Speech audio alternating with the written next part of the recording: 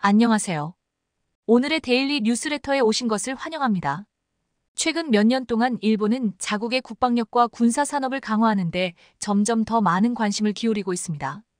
이는 국가 안보에 대한 관심을 반영할 뿐만 아니라 일본이 항공 군사 분야에서 국방 산업의 자급자족을 보장하려는 노력의 일환으로 보입니다.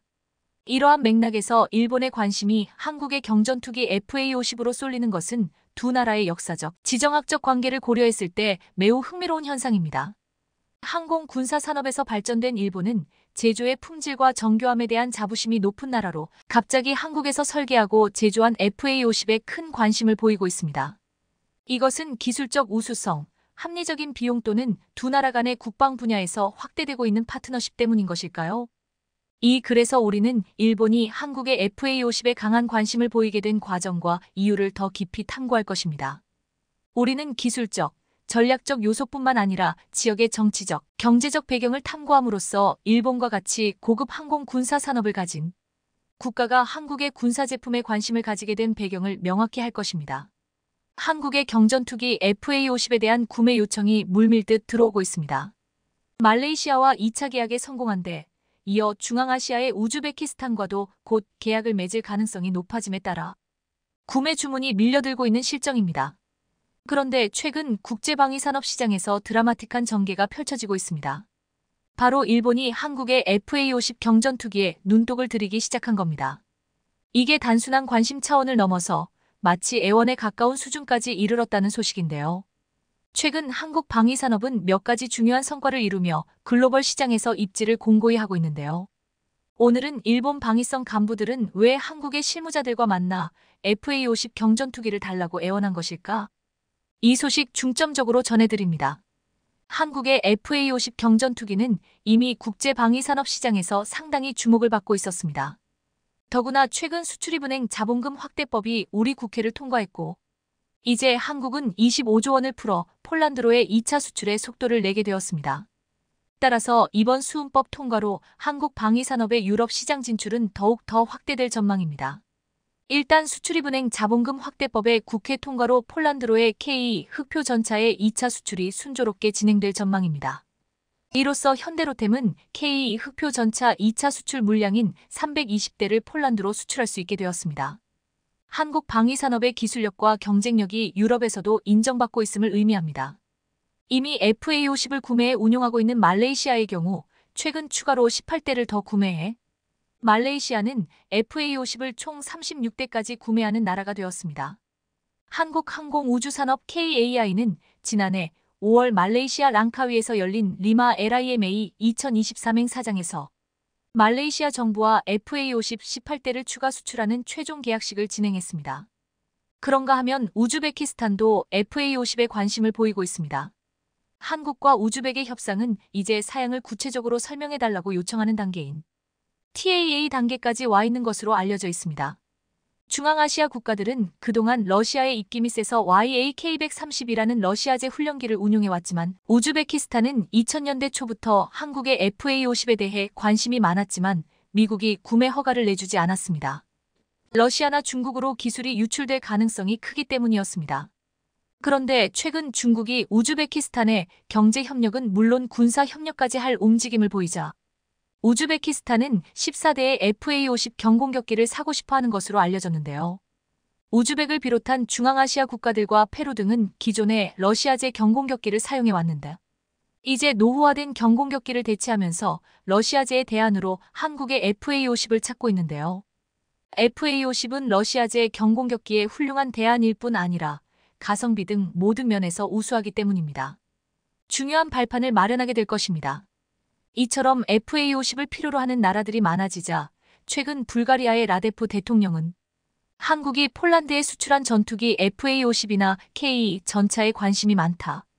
방위산업 분야에서 한국과 적극적으로 협력하기를 희망한다며 적극적으로 한국 방산에 대한 관심을 표명했습니다. 불가리아와 같은 새로운 시장의 관심은 한국 방위산업의 성장 잠재력을 더욱 부각시킬 것으로 보이는데요. 이런 상황에서 예상치 못했던 일이 일어났습니다. 2023년부터 일본 방위성 간부들이 한국의 FA-50을 눈여겨보다 결국 싱가포르 에어쇼 직전에 한국 실무자들을 만나 FA50에 대한 정보를 요청하며 이미 KAI의 실무자들과 2차례나 미팅을 가졌다는 사실이 밝혀진 겁니다. 이것은 일본이 자국의 차기 고등훈련기 사업에 FA50을 고려하고 있다는 것을 시사하는 것으로, 일본이 한국의 경공격기에 관심을 보이며 우리 실무자들을 직접 만나고 싶다고 먼저 요청한 것은 처음 있는 일이라 더욱 안팎의 관심을 모았습니다. 일본은 지금까지 고등훈련기 교체 사업을 하면서 이탈리아의 M346을 주요 후보에 올려놓고 있었습니다. 그런데 갑자기 유럽에서 한국의 FA50에 대해 동남아는 물론 유럽에서까지 주문이 폭주하자 한국을 눈여겨보게 된 것으로 보입니다. 원래 일본 고등훈련기 교체 사업의 주요 후보는 이탈리아의 M346과 미국 보잉사의 T7이었습니다. 현재 일본은 영국, 이탈리아와 차세대 전투기 개발 협력을 하고 있기 때문에, 하지만 미국 보잉사의 경우 최근 공중에서 여객기의 본체가 뜯겨나가는 등 부실 제작이 문제가 되면서 신뢰감이 많이 떨어지고 있는 게 사실입니다. 그래서 이탈리아의 M346이 주요 후보에 올라 있지만 한국의 FA50에 대해 호평이 이어지자 자신들의 훈련기 교체 사업 프로젝트의 후보로 한국도 참여해달라고 먼저 손을 내민 것입니다.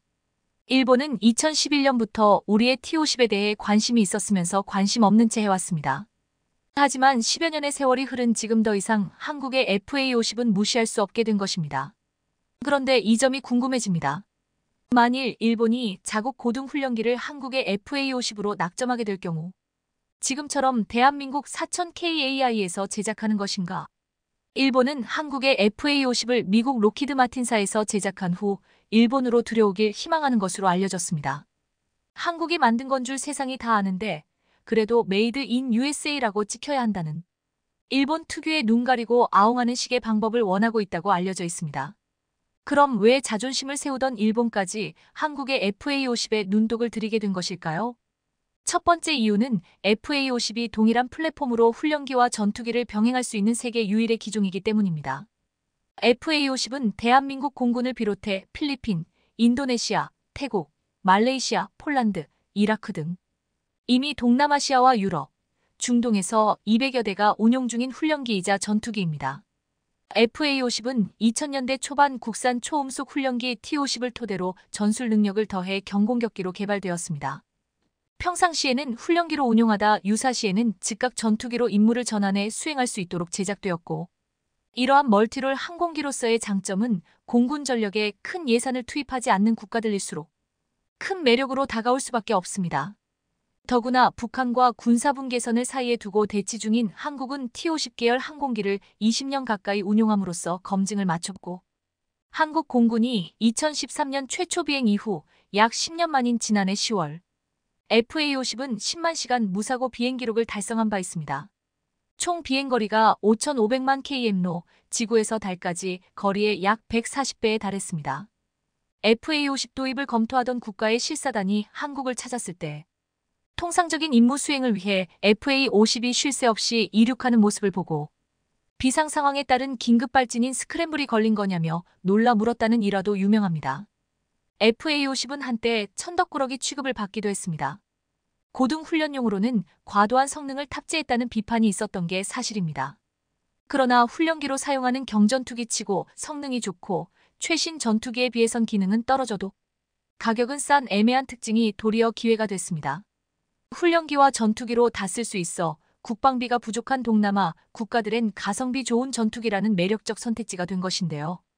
또 한미연합훈련에 투입돼 미국산 전투기와의 높은 호환성도 증명했으니 이보다 더 좋을 수가 없었습니다. 최근 필리핀에서는 반군 소탕 작전에 투입해 톡톡한 효과를 보고 있고, 폴란드는 러시아와 우크라이나 전쟁 속 시급하게 전력 공백을 메우기 위해 개필러 명칭을 붙인 FA50GF12대를 인도받은 데 이어 항전 장비와 무장 등을 업그레이드한 FA50PL36대를 인도받을 예정이라 폴란드는 유럽에서 한국 경공격기를 제대로 홍보해주고 있습니다. 더욱 희망적인 것은 FA50이 계속 더 강해지고 있어 향후 수출 전망도 밝다는 점입니다.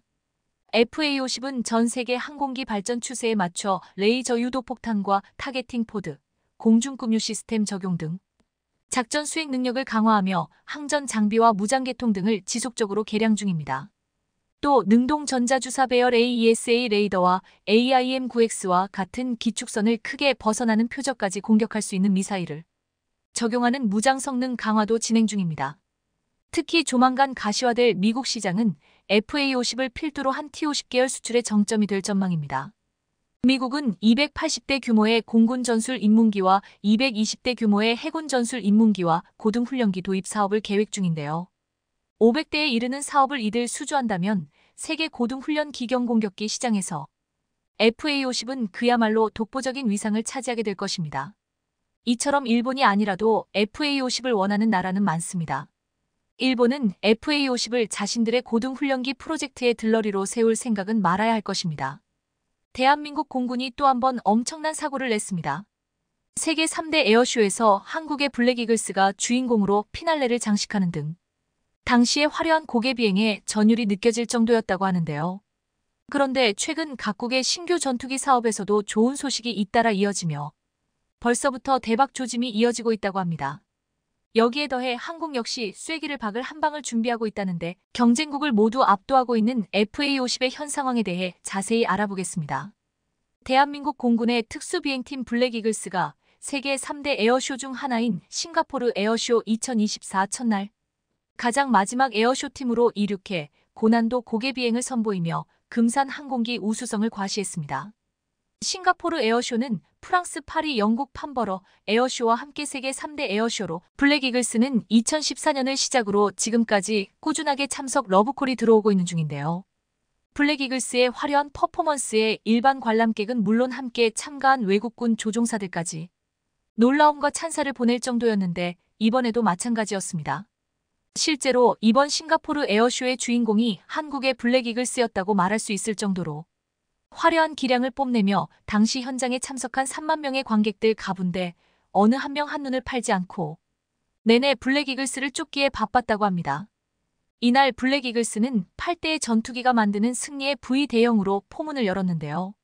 이어 다이아몬드 대형과 사랑의 하트 모양을 만들었고 블랙이글스만의 트레이드마크인 태극 문양으로 하이라이트 장면을 완성하며 드넓은 싱가포르 상공에 우리의 정체성을 드러냈습니다. 이어 전투기가 수직 상승하며 돌풍 형태를 만드는 토네이도 랜딩을 마지막으로 총 20개의 기동으로 구성된 모든 프로그램을 끝마치며 성공적인 피날레를 장식했습니다. 이렇듯 다이아몬드, 아파치, 롤 블루밍 브레이크 등 고난도 기동을 성공적으로 선보인 블랙이글스 조종사들 착륙 후 그들만의 구호인 블랙이글스, 팀워크 를 외치며 필승 코리아의 의지를 다졌는데요. 싱가포르 에어쇼를 성공적으로 마친 블랙이글스는 곧장 필리핀으로 이동해 다음 달에 열리는 한 필리핀 수교 75주년 기념 에어쇼에서 또다시 주인공으로 등장할 것으로 보이기 때문입니다. 필리핀 에어쇼에서는 블랙이글스와 필리핀 공군의 FA-50PH가 함께 비행을 선보일 예정으로 앞서 우리가 필리핀 공군에게 납품한 FA-50PH가 투입돼 더욱더 의미 있는 시간이 될 것으로 보입니다.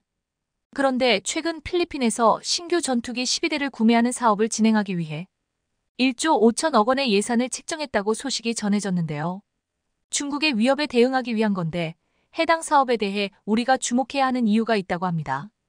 주요 외신에 따르면 필리핀 정부는 차세대 전투기 도입 사업을 기존 계획보다 대폭 확대하기 위한 것으로 알려지면서 스웨덴 방산 기업 사부가 그리펜을 앞세워 파격적인 조건을 제시하며 필리핀 사업에 도전장을 내밀었습니다.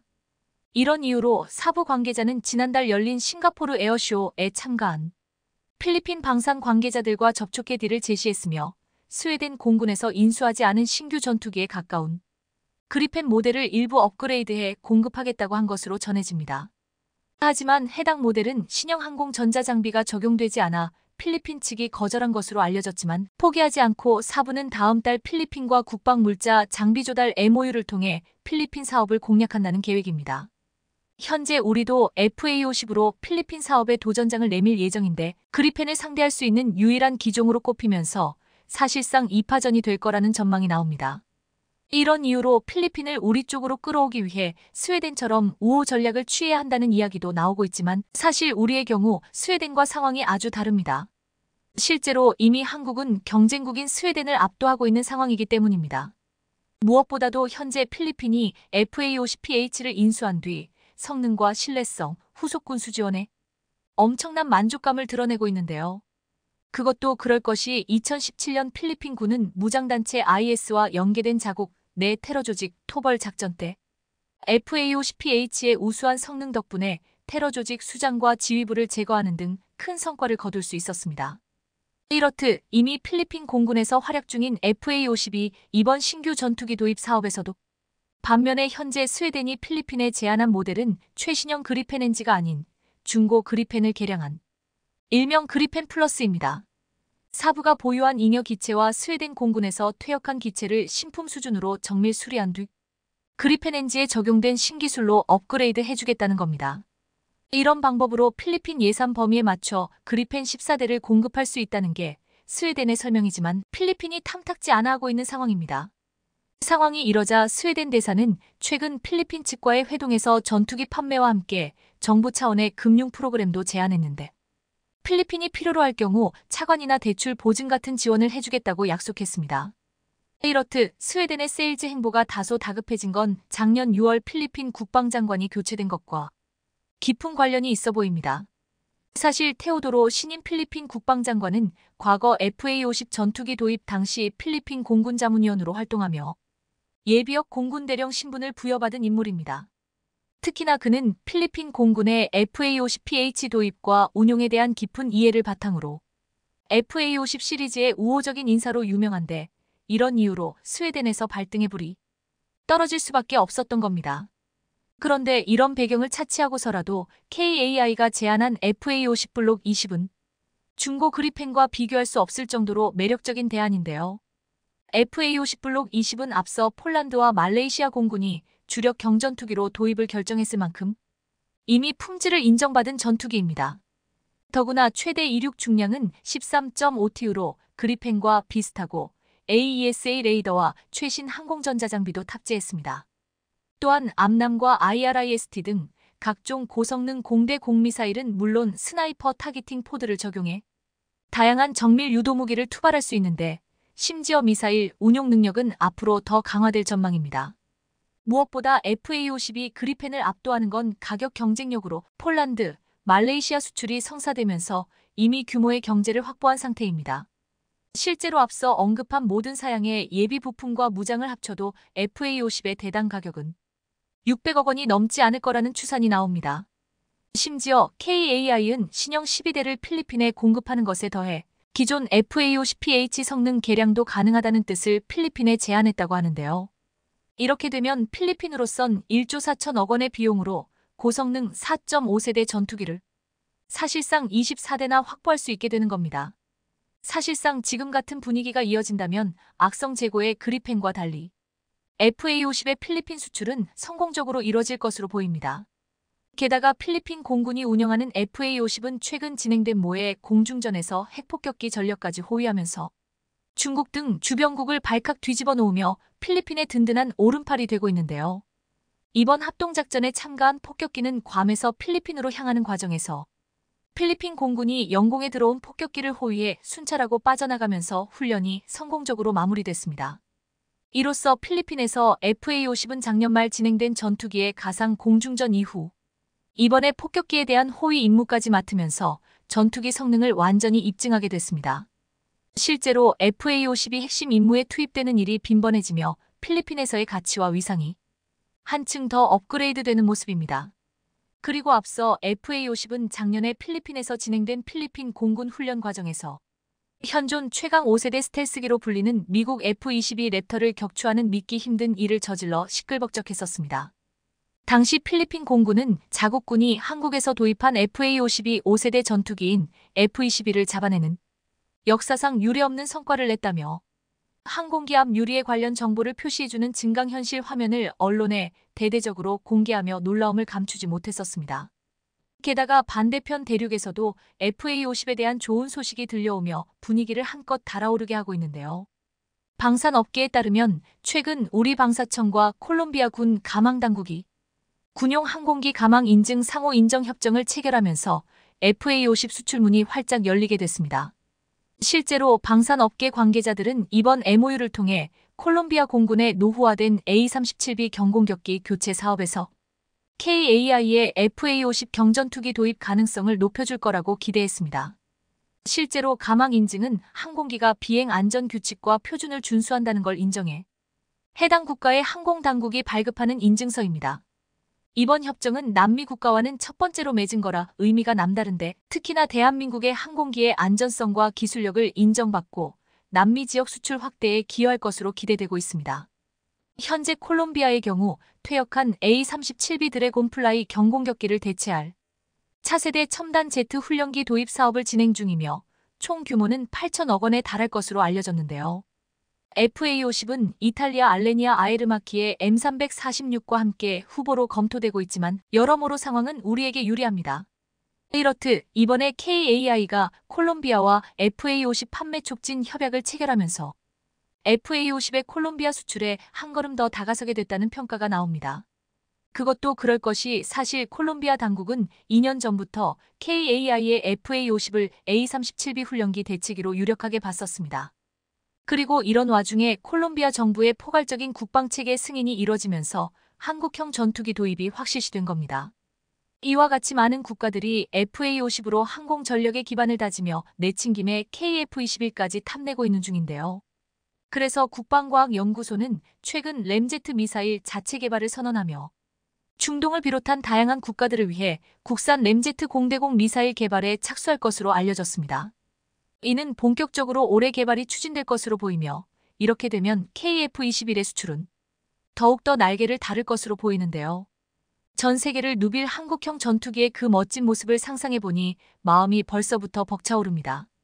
스웨덴의 나토 합류는 푸틴의 전략적 참패다. 토니 블링컨 미국 무장관 2월 26일 회담 중에 지난해 핀란드에 이어 곧 스웨덴으로 나토가 확대되는 것은 푸틴 대통령이 계산하지 못했던 우크라이나 침공의 결과다. 미일간 뉴욕타임즈 200년 동안 중립을 지키던 스웨덴이 드디어 나토에 합류했습니다. 헝가리 의회가 26일 오후 스웨덴의 나토 가입 비준안을 가결하면서 스웨덴은 나토 합류를 위한 30개 모든 회원국의 동의를 확보했습니다. 엔스 스톨텐베르그 나토 사무총장은 스웨덴은 이제 32번째 나토 동맹이 될 것이라며 스웨덴의 가입은 우리를 더욱 강력하고 안전하게 만들 것이라고 환영했습니다. 스웨덴은 해군력이 강하고 전투기를 생산해 수출하는 북유럽의 대표적인 군사강국으로 스웨덴의 나토 가입은 러시아에게는 큰 타격이 될 수밖에 없다고 보고 있습니다. 나토는 스웨덴을 동맹으로 품으면서 전략적 요충지로 꼽히는 발트해에서 러시아를 완전히 포위하는 형세를 갖추게 되었습니다. 나토는 스웨덴 동남부에 있는 고틀란드 섬을 주축으로 러시아의 위협에 맞선 방어선을 재구축할 것이라며 장기적으로 러시아의 북극해 전략을 통제하는 데 큰 도움이 될 것이라고 했습니다. 스웨덴은 1814년 마지막 전쟁을 치른 이후 200년 넘게 비동맹 중립 노선을 견지했지만 러시아의 우크라이나 침공 이후 안보 불안감이 고조되자 미국을 주축으로 형성된 안보 우산을 선택했습니다. 러시아 또한 나토의 북유럽 확장에 대응해 14년 전 폐지했던 모스크바 레닌그라드 군광군을 부활시켰습니다. 결국 러시아는 나토 동진 저지를 외치며 우크라이나 침공의 명분으로 내세웠지만 중립국인 핀란드와 스웨덴이 나토에 가입하게 되면서 정반대의 결과를 맞이하게 되었습니다. 뉴욕타임스는 이를 두고 확대되고 동기부여된 나토와 마주하게 됐다고 분석했습니다. 러시아 우크라이나 전쟁은 2년 넘게 장기화되고 있지만 아직도 우크라이나와 러시아가 각자의 입장을 전혀 굽히지 않고 있어 평화적으로 전쟁을 끝내기가 불가능하다고 보고 있습니다. 끝이 보이지 않는 이 싸움에서 현재 러시아가 전쟁의 우위를 점하고 있다는 평가가 나오고 있습니다. 이에 서방에서 우크라이나에 파병한다는 설이 나오는 가운데 마크롱 프랑스 대통령은 파병을 배제할 수 없다고 말해 유럽 국가들이 파병할 가능성이 커지고 있습니다.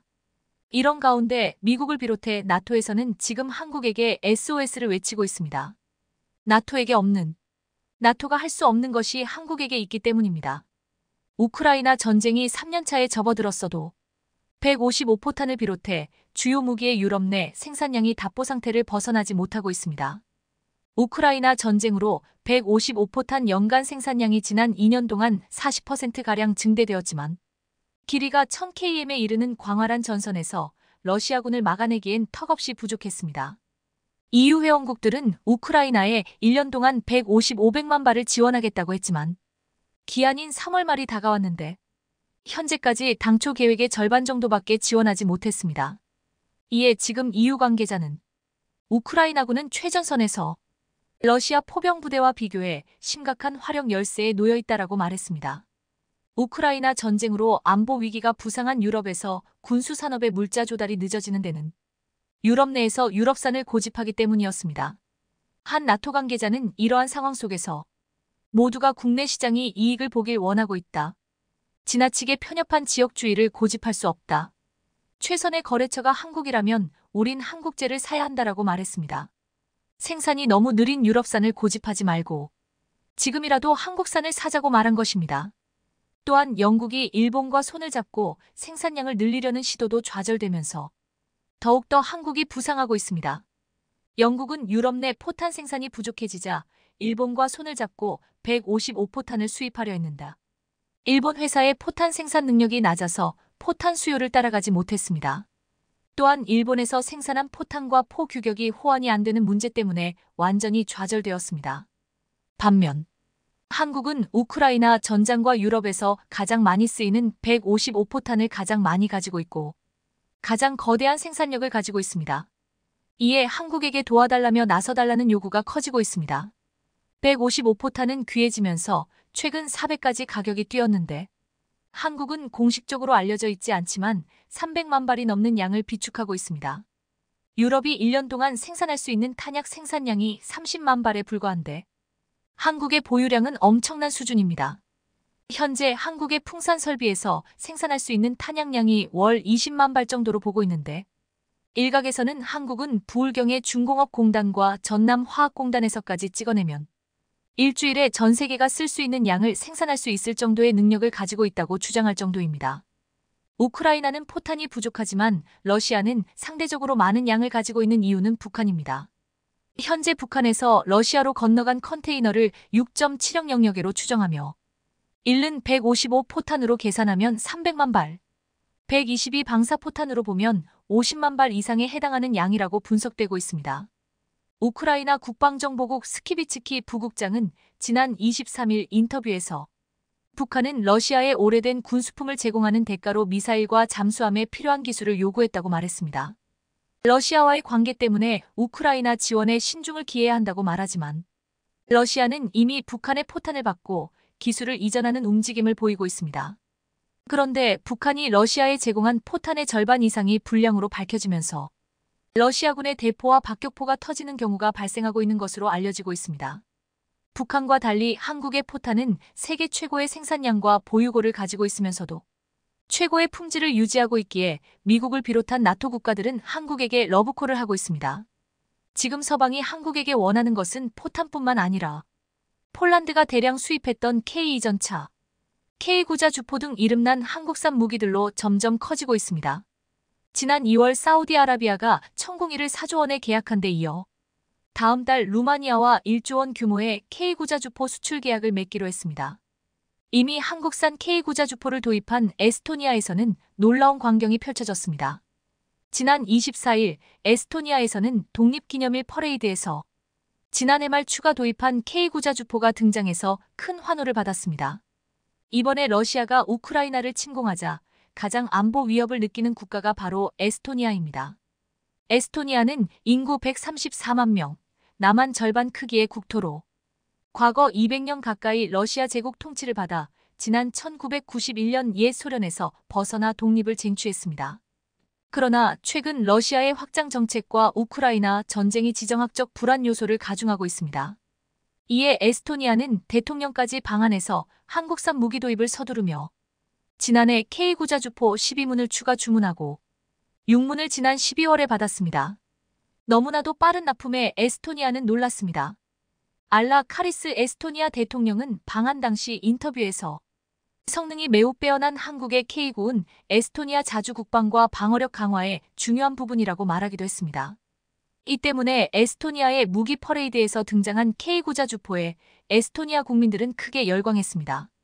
현재 국제적인 정세가 불안하고 충돌이 이어지면서 국내 한 전문가는 같은 권역의 국가들끼리 군사훈련과 교류 빈도가 확대되면서 무기 계약에 영향을 받고 있다고 했습니다.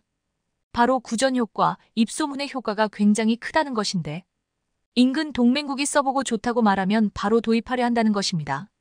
최근 사우디에서 니지넥스원 천궁이 수출 계약이 대표적인데 군사적으로 오랜 협력 관계이고 최근까지 함께 훈련과 작전을 편 UAE가 천궁에 대해서 극찬하자 사우디도 바로 한국과 계약을 했습니다. 지금 유럽에서는 폴란드가 입소문으로 한국산 무기를 알리는 역할을 할 것으로 보이고 있습니다. 폴란드는 정권이 바뀌면서 한국산 무기 도입을 전면 재검토하겠다고 큰소리쳤지만 러시아가 다음 대상은 폴란드라고 위협하고 한국산 무기를 자국 내 생산하면 경제적 이익까지 누릴 수 있기에 새로운 정권도 지금 한국산 무기를 계약한 대로 대량 도입하겠다고 했습니다. 또한 당초 목표대로 유럽으로 수출하는 것까지 꿈꾸고 있습니다.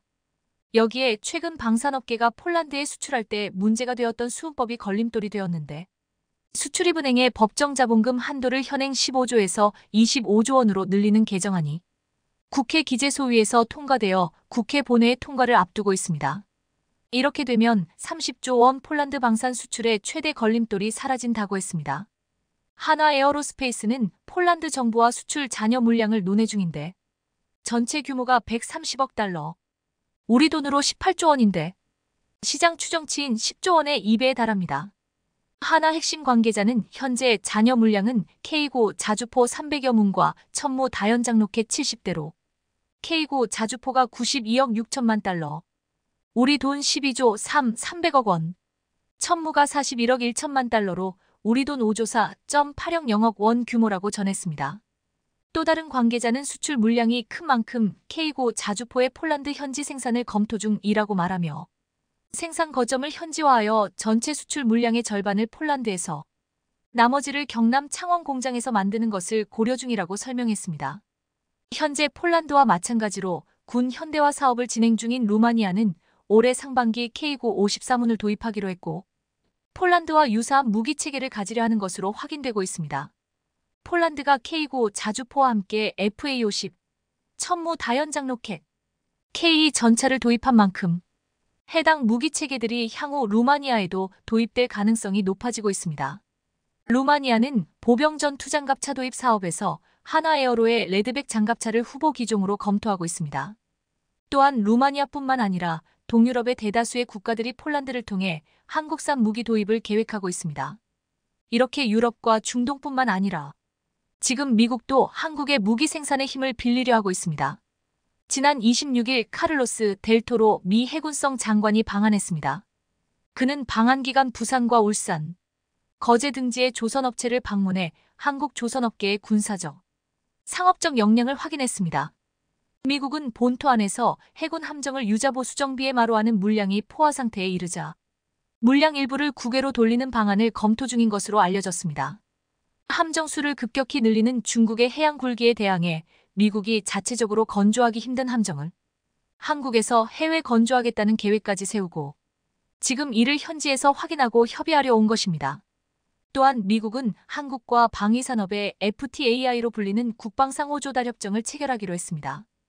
이 협정이 체결되면 국내 방산업체 가미군에 무기를 수출할 때 가격 페널티나 세금 부과 등 불이익을 면제받을 수 있습니다. 지금 한국이 FA-50을 미국에 수출하려 하고 있기에 앞으로 유리한 지점에 설 수 있다고 했습니다. 전 세계는 이미 신냉전이 다시 찾아왔다고 말하고 있습니다. 문제는 미국과 유럽 등 방산 선진국들조차 준비가 되어 있지 않다는 것입니다. 이 때문에 지금 미국, 유럽, 중동을 비롯한 전 세계에서는 철저히 준비가 된 한국을 찾고 있습니다. 현재 러시아와 우크라이나 정부의 3차 회담이 작게나마 긍정적인 진전을 보였다고 보도되기 무섭게 이 같은 기대를 한 번에 무너뜨린 푸틴의 발언이 논란이 되고 있습니다. 그는 러시아군의 사상자가 2,400명에 이른다는 내용을 인정하면서도 반대로 우크라이나의 상황은 우리보다 더욱 절박해졌다며 2주 안에 반드시 키이우를 점령하겠다는 등 끝까지 침공 의지를 꺾지 않았는데요. 다만 푸틴 대통령은 언제든 추가 협상에 임할 뜻이 있음을 내비치며 다소 열린 반응을 보인 것에 대해 군사 전문가들은 예상과는 다른 장기전과 그 과정에서 수많은 기갑부대를 잃은 것이 적지 않은 부담으로 작용했을 것이라 분석했습니다. 한편 제블린을 활용한 게릴라 전략에 속수무책으로 당하고만 있던 러시아군은 최근 또 한 번 업그레이드된 K 흑표 소식에 충격을 금치 못했습니다. 자신들이 수십 년간 해결하지 못하고 덮어만 두었던 로켓 방어 시스템을 그것도 한국이 세계 최초 자동화 무인 기술로 개발해낸 것이었죠.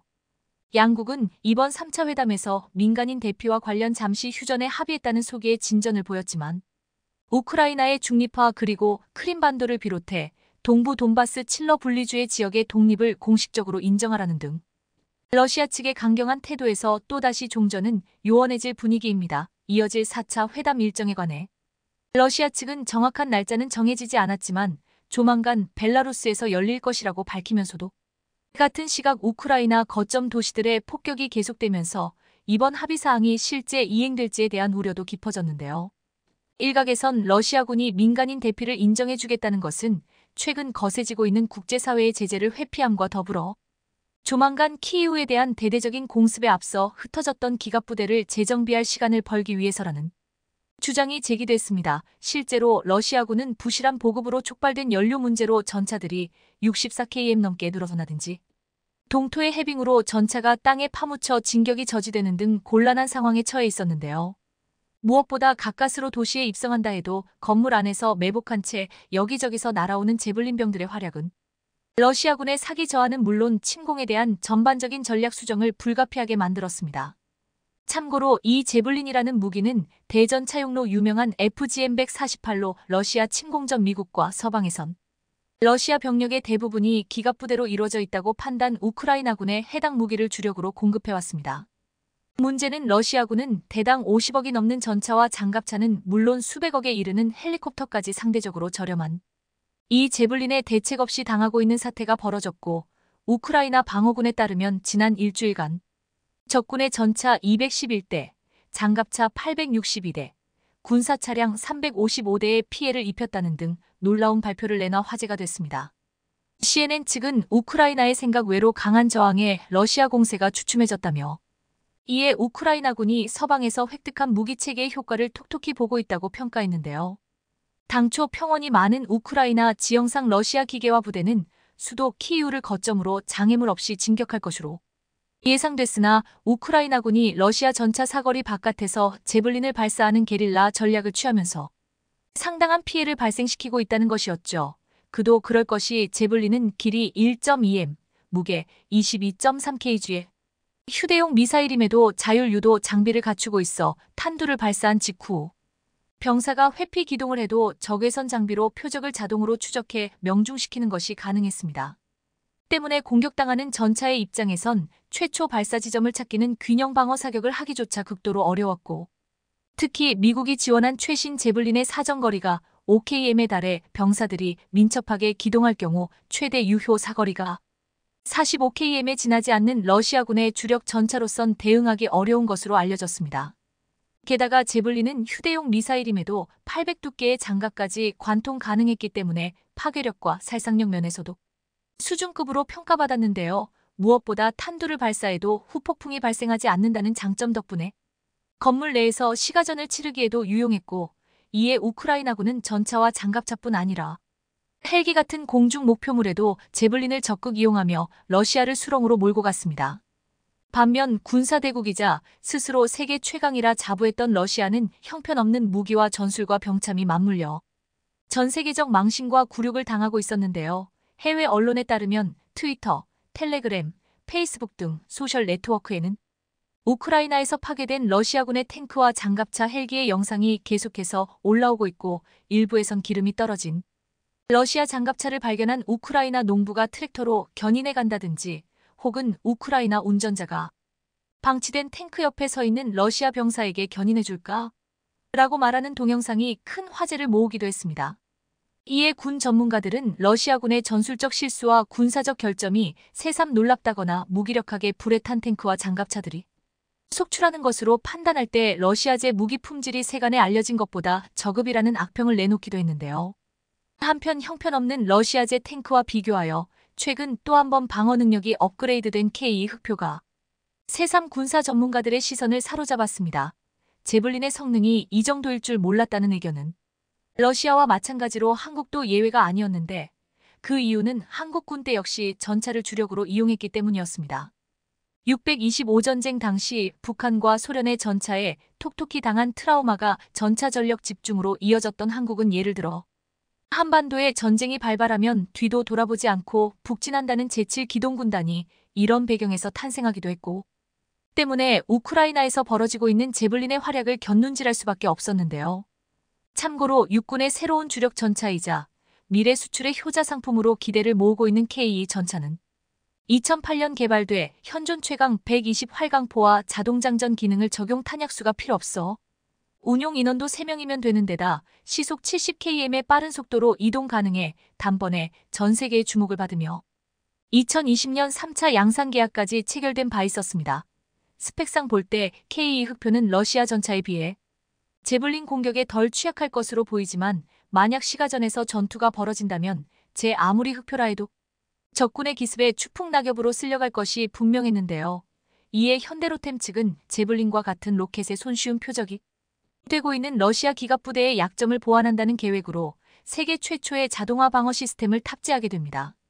현대로템 관계자에 따르면 능동 방어 시스템이라 불리는 이 방어 체계는 유도교란형 소프트킬과 대응 파괴형 하드킬로 나뉘는데 K2 전차에는 소프트킬 방식의 능동 방어 시스템이 설치돼 있다며 만약 제블린 같은 대전차 유도 미사일이 날아오면 이를 사전에 감지해 미사일이 날아오는 방향으로 즉각 복합연막탄을 발사함으로써 미사일 유도를 교란하고 전차는 그 시간에 재빨리 회피 기동을 할 수 있다고 밝혔습니다. 참고로 수출형 K2 전차에는 이 같은 소프트킬 방식 외에도 미사일을 직접 파괴하는 하드킬 방식도 추가로 채용됐는데요.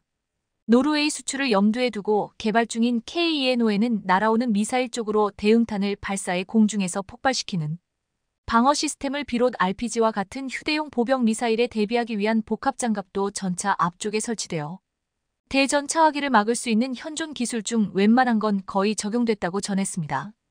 K2뿐만 아니라 하나가 만든 레드백 장갑차에도 최근 대전차화기 방어력에 대비해 전투기에나 적용되는 최첨단 센서를 달았고 또한 레이더를 통해 접근하는 대전차 미사일을 사전에 포격하는 아이언 피스트를 적용했다고 밝혔는데요. 호주와 유럽 등으로 수출을 적극 타진 중이었을 당시 가장 큰 세일즈 포인트가 바로 이 능동 방어 체계로. 다만 방산업계 측은 적용 비용 등의 문제로 우리 군에는 능동 방어 체계 적용 비율이 낮은 편이라며 수출 모델만큼이나 우리 군에 보급된 국내 배치 모델에 대한 관심이 필요하다고 지적했습니다.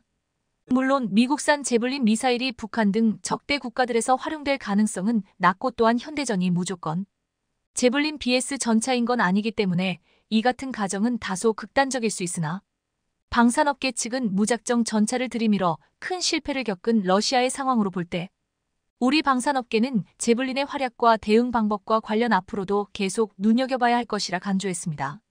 이는 현실적으로 최우선 위협인 북한의 대전차화기 기술이 이미 상당한 수준에 도달한 것으로 알려져 있는 데다 지난해 북한이 국방발전 전람회를 통해 공개한 정밀유도 미사일 스파이크와 정권 수립 73주년 열병식에서 공개한 대전차 미사일인 불새 등이 존재했기 때문인데요.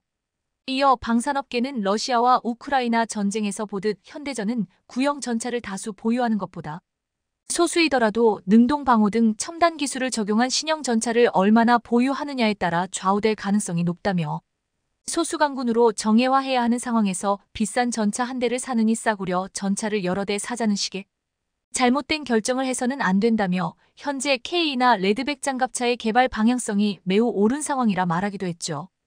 다시 말해 한국은 방어적인 면에서도 강국이긴 하나 만약 역으로 침공을 당하는 국가의 입장에선 그야말로 재앙적 사태가 펼쳐질 수 있다는 것 이에 일각에선 우크라이나의 적국이 한국이 아닌 러시아라는 게 차라리 다행인 상황일지 모른다고 평가하기도 했죠.